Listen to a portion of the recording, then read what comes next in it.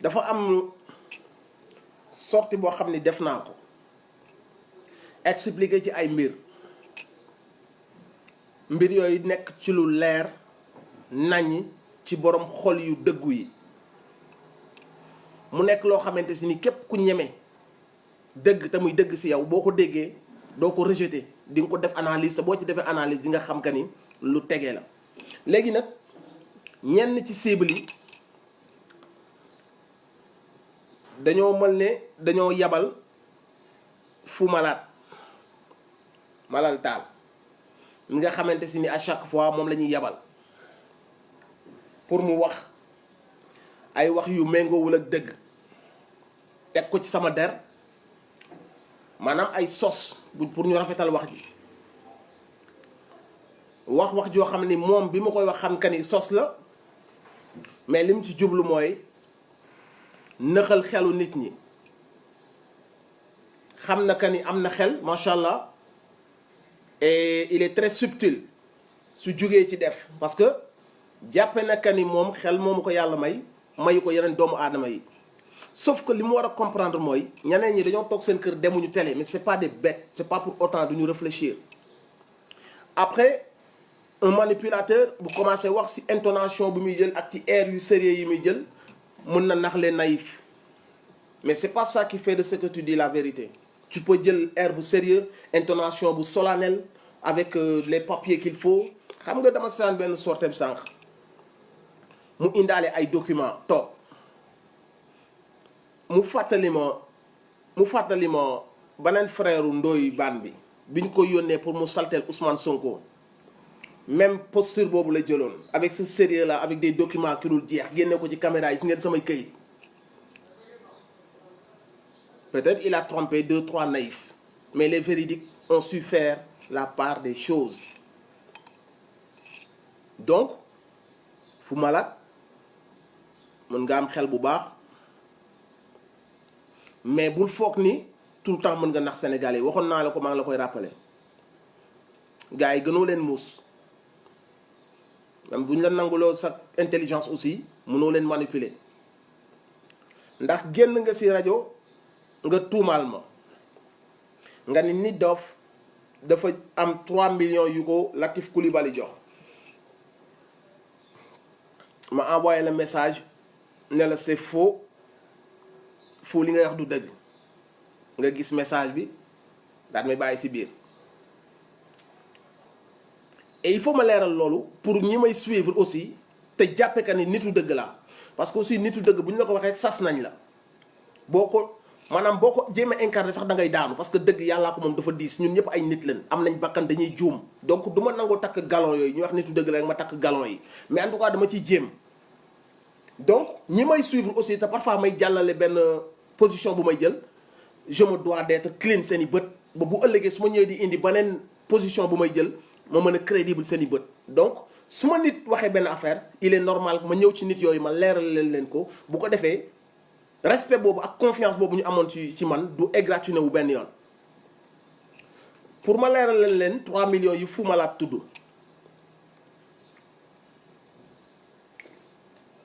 man Nit Doff bi may Nit Doff ba léegi musuma bind dossier ma wax ko muy leer bi may Nit Doff ba léegi organiser wu naa fi façon organiser bu nit xalaat musuma bind benn dossier laaj benn franc loolu nag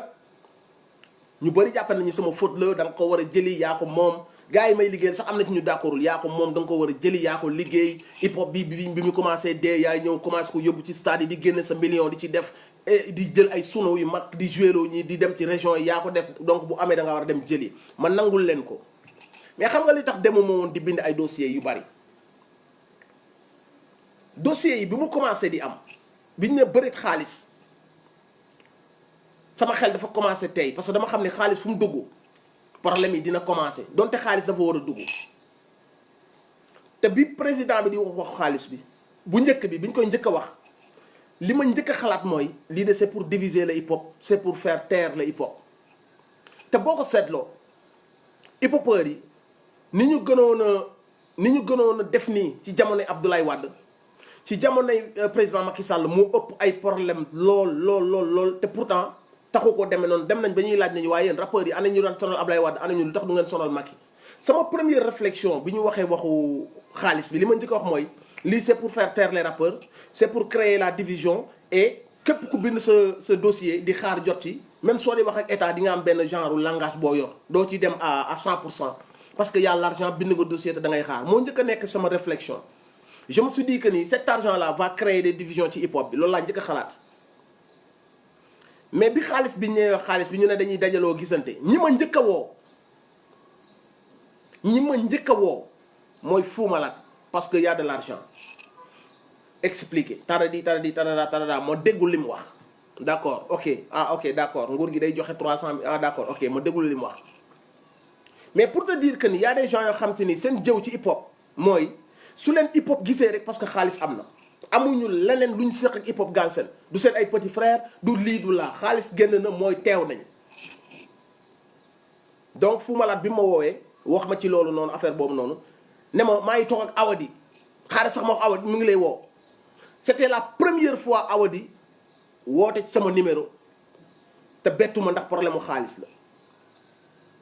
Fou Malade coupé à la seconde Awadi woote c'était la première fois de sa vie kër allo waaw nii sama l'argent débloqué oui et de l'argent comment man ne ko waaw man de dégg naa waxu xaalis bi mais day lu baax la de mais ragal naa mu indi problème yu bari ci caméra lay waxe mi ngi may dégg ragal naa mu indi problème yu bari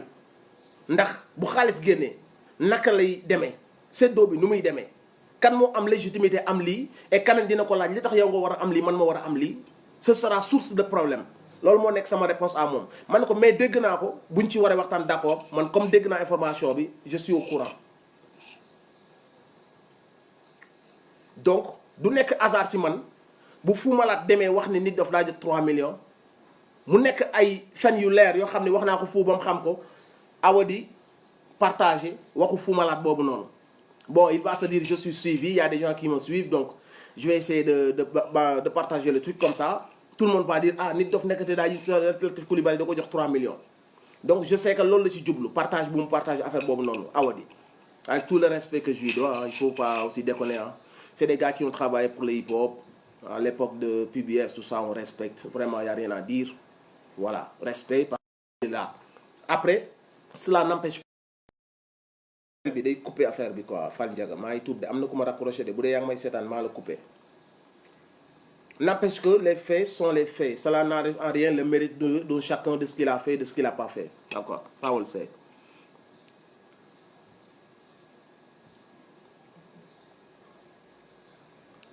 d'accord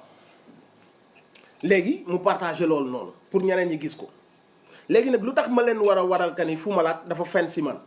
moom laa leen di bëgg a wax nii ginnaaw bi ma leen waxee ka ni musuma bind benn dossier man personnellement dafa am loo xamante si ni Pape Sidi Fall mën na ko seede am na ñu ne dañuy impliquer nit dof pour mën a tëj gémmiñam comme ça bu coobee day tëj gémmiñam wax boobu c'est venu après ma dégg ko donc après ci laay doo comprendre kon approche boobu noonu c'était pour que ma dem bokk laal xool ba xam bu ma laalee nu muy demee léegi mu am benn proche Latif Coulibaly des membres de sa famille quoi boo xam si nii suñu fans la def ñuy déglu xam benn gars le gars ki may wax ni mi ngi ñuy déglu moo ñu booleek moom gain bi fu ñu kii vraiment ma ne ko sax ce sera l'occasion parce que il faut que ñu gis suñu ministre de tutelle parce que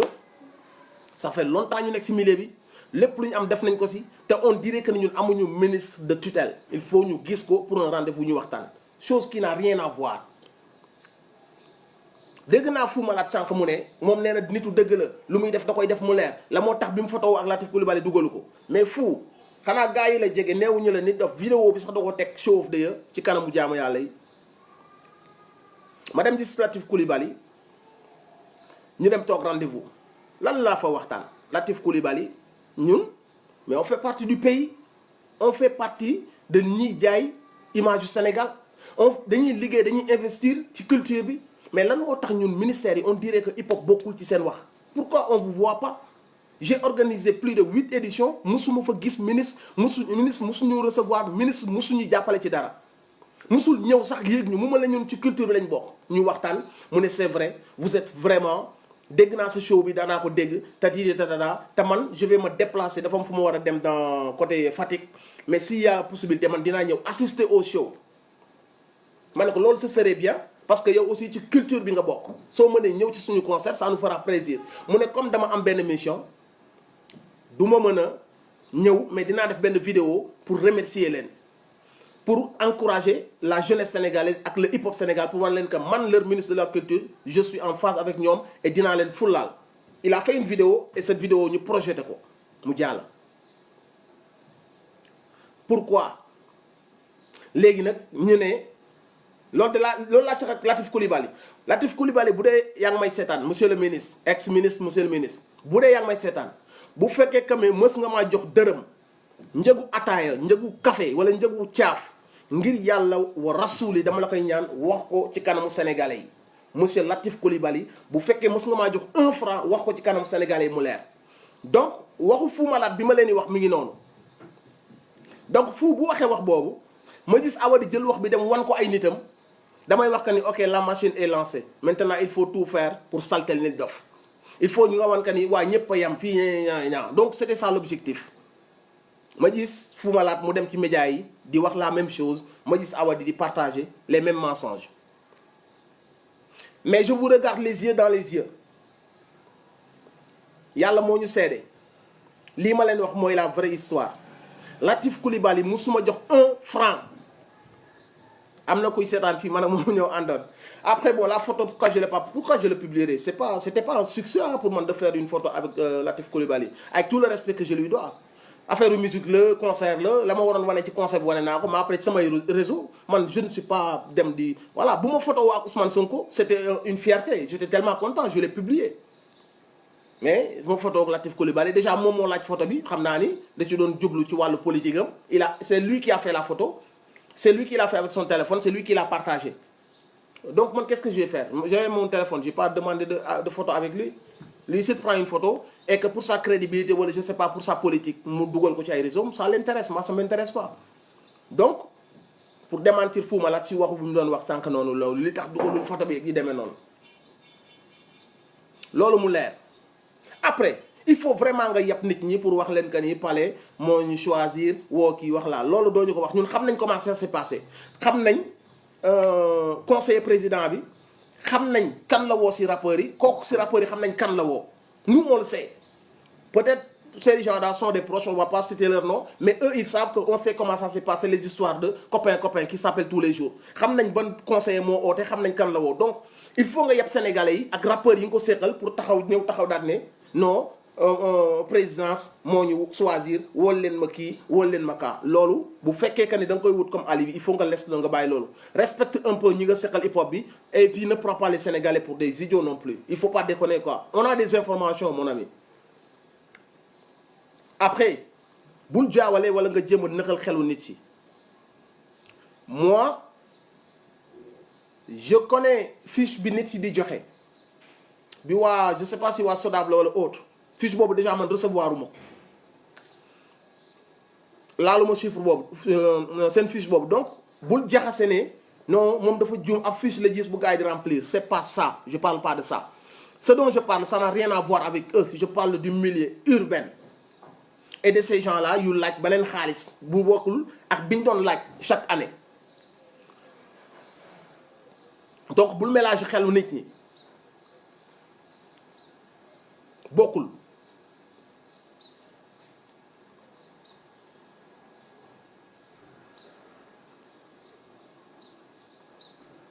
waaw Pape Sidi Fall sa wax ji ñëw na seede baa ngi nii Pape Sidi Fall avertir na ma n fois comme quoi que ni dañuy tëj làmmiñu Nit Doff wax na ko ci show of the year bi passé ci micro bi léegi liñ bëggoon a tëjee làmmiñu Nit Doff dinaa ko wax et Pape Sidi Fall mooy nekk seede bi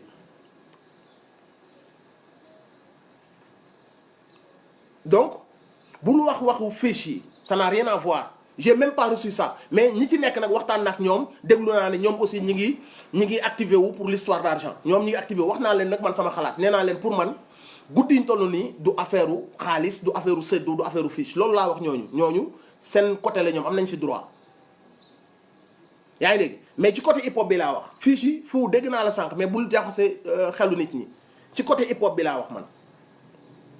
dégg naa la déjà de un le manque de respect mooy yow Fou Malade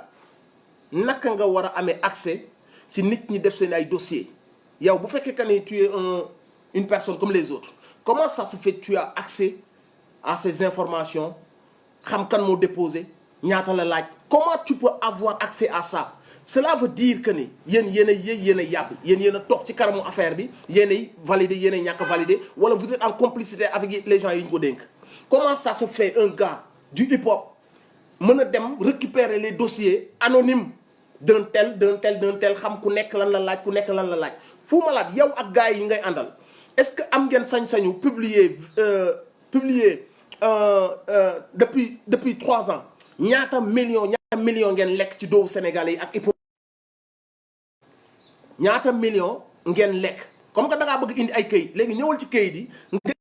yi ngeen dugal yépp xaalis nekk live nii maa ngi tuub bu leen ma man maa ngi tuub man waxal Sénégalais yi ñaata bu dee da ngaa bëgg lu leer rek léegi ok d'accord nañu def les assises du hip hop génneel yéen bi financement commencé am ak bi ngeen dalee bind ay projet ba léegi ñaata millions ngeen lekk ci doowu Sénégalais man au moins lekkuma dara binduma dara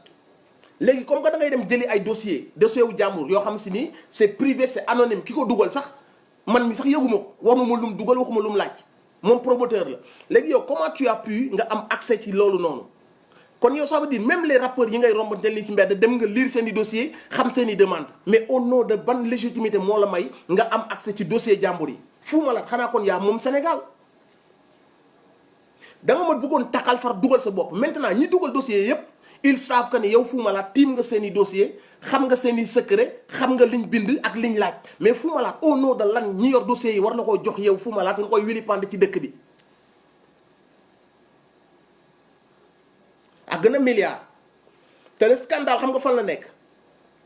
nee nga jot ngeen 300 millions jotaat 300 millions jotaat xaw ma 500 millions mais wax ma millions yooyu ngeen jot lan la jariñ la hip hop Galsen ñi nga xamante si ni ñoom lañ gën a xam ñuy liggéey matin midi soir di ci def seen xaalis di génne ay album di def ay concert wax ma millions yooyu ngay tudd Ngaaka Blindé yëgu ko lekku ci One Lyrical yëgu ko lekku ci Omzo Dollar yëgu ko lekku ci Rifu yëgu ko lekku ci Books yëgu ko lekku ci toujours même groupe boobu noonu def seen mafia ñoo tiim toog ci kaw hip hop bi di séddoo ak seeni booy defal leen ku ci ne ñu defal la 10 projets kee ñu validé la say projet kii ne defal naa sama booy 10 projets validé nañ ko tey jii ngeen mën a jël photographie pour jël leen alibi tey ngeen ko mën a def mais les photographes vous ne les avez jamais donné des miettes de déplacement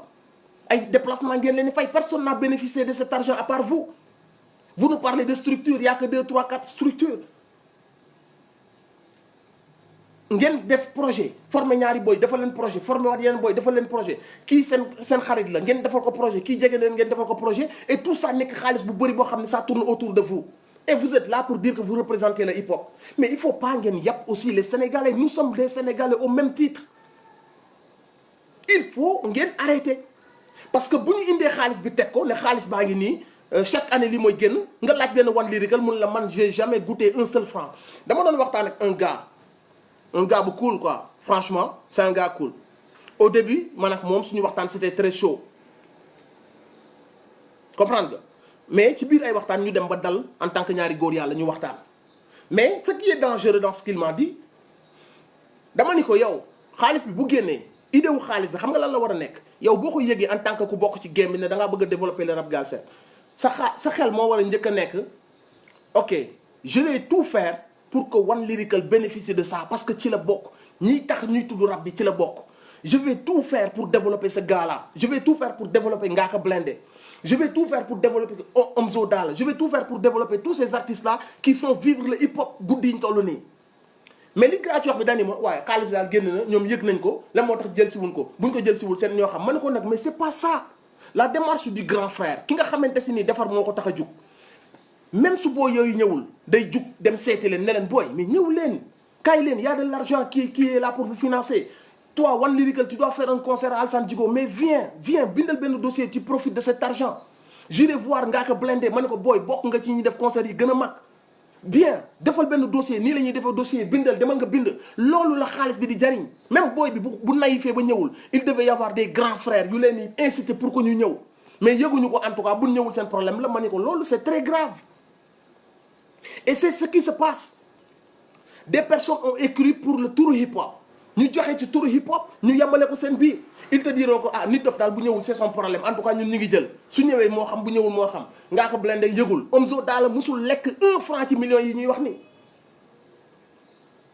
Y a des structures et je vais dire un truc xam nga sànq Fou Malade dégg naa ko mu wax ba dugal ci Afrique culture urbaine j'ai beaucoup de respect pour Afrique culture urbaine on a une histoire. Ce que je suis en train de dire c'est pas des problèmes personnels. Il y a une vérité qui est là, il faut le dire et puis on avance. Qui veut être rancunier, après tu peux être rancunier, mais la vérité, il faut qu'on le dise. Sinon, ay waxu suuf lay doon. J'ai beaucoup de respect pour Afrique culture urbaine. J'ai une histoire avec eux. Mais il faut pas ñu dem ci Fou Malade di ko wax que ne Nit Doff dañ koy jàppale. Loolu bu ñu ko defee dañuy nekk des gars qui ils vont devenir petits à mes yeux. Parce que ñoom combien de fois je me suis déplacé pour eux. Combien de fois j'ai joué gratuitement pour eux foo xamante si nii minimum mënoon nañu ma fa fay 500 000 combien de fois ma ñëw déplacé wu indi sama 15 indi sama public joué leen ñu téye ma fa ay 3 heures de temps ma toog di xaar ba ñu yéegloo ma yéeg ak 0 franc dem ñibbi duñ ko wàññi. kon bu fekkee am na kenn ci sama benn projet même buñ ci tegee loxo. C'est juste un retour normal des choses ay nit noonu la ñuy demalante mais bul fàtte ba tax nga ni Fou Malade bu amee programme yoo koy jàppale wax leen jàppale yi mu leer. Donc je vous respecte j'ai aucun problème avec personnel avec Matador ou autre je le respecte de manière personnelle mais après quand j'ai un truc à dire de manière globale je le dis après s'il le prend mal je suis désolé mais on dit les choses j'ai aucun problème parce que Afrique culture urbaine que ça soit mu nekk Weuz Ina Ziggy xam nga Omar Ben Khattab tous ces gens là je les respecte ils me respectent on a des relations yu nice ñun suñu biir mais quand il faut dire les choses de manière générale il faut le dire.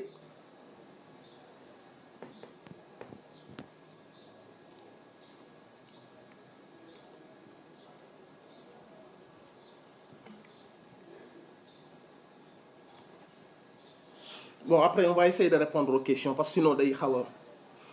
a déstabiliser un peu débat bi quoi. Donc ce que je suis en train de dire mooy le truc que je suis en train de faire c'est pas un truc personnel hein. J'ai aucun problème avec Matador Amadou Falba wala les membres Argo tout ça c'est mes gars je les respecte. Après di nga dénonciation bii ñuy def Fou Malade buy gën a di wax day gën a dugal boppam. Parce que là il est en train de partir baigner boo bàyyee sa wàll foog nga bàyyi nit ñi jël seen wàll déedéet il s'agit pas de ça xam nga yaa ngi bëgg a respecter disrespect Chaim mais Chaim il faut pas nga tudd ko say affaire yow amoo woon droit nga dem jël affaire Chaim indi ko di ko exposer ci télé bi déjà amoo woon droit am accès ci dossier yooyu noonu donc amoo woon droit pour ñu xam nga Chaim il travaille avec moi c'est un promoteur man bi ma yore Show of the Year musuma dugal dossier loolu ñoom xam nañ ko. léegi Chaim bi nga xamante ni promoteur la dafa ñëw investir xaalisam ci Show of the Year mais kooku noonu mais am na droit léegi à partir de maintenant mu ne comme man may investir ci Show of the Year damay dem fépp fu droit am damay dem jëli samay droit kooku c'est son droit le plus absolu mais bu ñu ko dee xool ci man Nit Doff le mérite mooy organiser naa ko ba mu accès fii musuma laal 1 franc de l'État c'est ça bu fekkee nag Fou Malade moo tiim dossier wu jàmbur yi di divulguer secret jàmbur yi donc là à partir de maintenant les autres vont commencer à douter de seen projet yi ñu bind de qui va décider de quoi parce que moom il est là tiim na dossier wu jàmbur ak ay chiffres yu jàmbur mais xam nga la moo tax mënul taxal Chaim je sais qu'ils ont de bonnes relations ñoom ñëpp waxtaan mooy indi waxtaan. Chaim promoteur la concert bi ñu waroon def Italie bokk na ci promoteur yi. Affaire bi mu amee ba kalaate quand on a parlé d'argent quand on a parlé de nous de manière impactée genre on est impacté c'est vrai qu'on est impacté quand j'ai eu les informations dama dem contacter ko ñu waxtaan si Chahim ne ma kii la man sama position maanaam ñoo bokk position mais moom ay waxam lay wax en tant que promoteur buy investir xaalisam parce que day investir xaalisam Chahim ne ma kii la Sénégal fii mu toll nii barke alxuraan moo tax may wax wallahi lazim alxuraanu karim lay génn Chahim ne ma kii la Sénégal fi mu toll nii ak problème yi mu am nii wallahi lazim rus naa man bind di laaj xaalis barke alxuraanu karim lii la ma tontu Chahim ne ma am na xaalis boo xam ne say doom bu ñu ko lekkee du leen jig donc c'est vrai on a été impacté on a annulé nos concerts mais man Chahim en tant que promoteur rus naa man wëlbatikuwaat di bind ay dossiers pour topp Sénégal xaalis lii la ma Chahim wax en tant que promoteur Chahim bi ki Fou Malade jël ay dossiers bëggoon ko taxal lii la ma tontu man ak moom bi ñu wootantee ci affaire bi après l'affaire de Palais bi mu amee bi ñu ma woo moom information yi ci laa ko woo man di ko wax liñ ma proposé léegi Chahim wax ma lii kon Chahim bi wax lii góor la kii patriote la kii ku bëgg Sénégal la parce que moom promoteur xaalis rek lay gis mais moom promoteur patriote la góor la moom dañuy ruus na bind di laaj Sénégal xaalis loolu la ma Chahim wax ma gis ko mu dem bind naan Chahim sax déposé na show of the year mais ça n'a rien à voir boobu Covid ñëwagul woon bi muy déposé ci fonds urbain yi la déposé pourquoi tu veux mélanger les choses mon frère pourquoi tu cherches à bluffer les Sénégalais mon frère Fou Malade xam nga en âme et conscience que Chahim bu muy bind c'était ci fonds urbain yi ça n'a rien à voir avec les impactés les Covid bi ñu koy bind ak di ko yóbbu loolu lii ak lii sax bokkul te Chahim bi mu ko dugalee moom yëgaluma waxuma ñaata la bind ñaata la évaluer parce que ça m'intéresse pas li ma sëq moom laa sëq moom il a pris le projet donc Chahim mi ngay jéem a takkal yóbbu ay dossiers son projet bi mu bind c'était bien avant mon frère et tu le sais et bi lii amee mu am toute la légitimité et le droit d'écrire bi ma ko waxee moom Chahim dani ma jomb naa laaj Sénégal xaalis guddiñ toll nii mu ne ma am na xaalis boo xam ne samay doom duñu ko lekk rus naa ko laaj Sénégal mu ne ma sadik naa bépp sadik mais sama sadik ci beneen secteur la jëm mais pas ci côté patriote lu ma mën a gaañ Sénégal ak lu ma leen mën a dimbalee Chahim je te respecte bu fekkee li may wax du dëgg barke alquranu karim yàlla bu ma timis fekk may dund kon salir waa ji du nekk luy mën a yomb léegi ci côté bi may ñëwee ci côté Pape Sidi Fall c'est différent Covid et FDSU c'est différent comme li nga wax tu as parfaitement raison FDSU le Chahim dugaloon mais comme Fou Malade xam na ko il essaye de leurrer les gens mais Covid bi lañ wax yokkal ñu il faut ñu gars yi mën ma comprendre soo gisee may wax yokkal ñu bi fond urbain bi rappeurs yi yéen laay waxal bu leen kenn jaxase ci seen mind fond urbain bi ñun suñu position mooy liñ ñu jox sax daa tuuti hip hop mérité lu ëpp loolu ci fond urbain bi parce que hip hop li muy teewal Sénégal nekkatul lu ñuy wax donc ci fond urbain bi c'est normal mais dafa am beneen fond boo xam si nii moom la gars yi négocier pour ñu yokkal leen ko moom la ñuy oowee fond Covid bii pour les impactés ci loolu laa ni mais gars xaalis bi Chahim ne moom jomb na ko topp waa Sénégal ci xaalis boobu laay wax mais gars nañu rus instant bii nii di def ay dossier ci suuf di wax ay waxi dossier nañ waxu feebar bi ak sensibilisation loolu moo waral sama sortie n'essaye pas de leurrer les gens